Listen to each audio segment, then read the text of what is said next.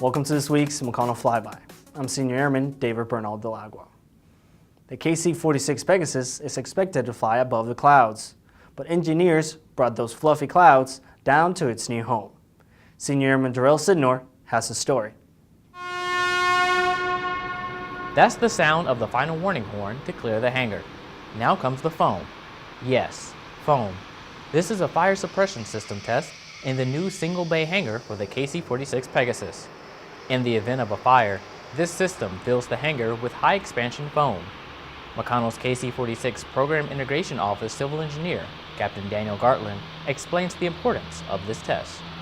The foam test is significant because it's a major milestone towards the completion of the hangar.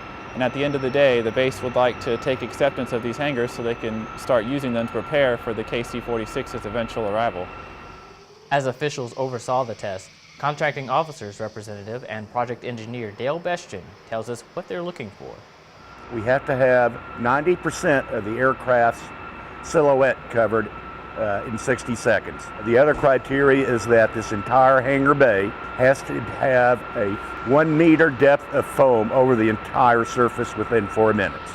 And now that this one bay hangar has passed, the stables for the Pegasus are one step closer to completion. Senior Airman Darrell Sidnor, McConnell Air Force Base, Kansas. And that's your McConnell Flyby. I'm Senior Airman David Bernal Delagua.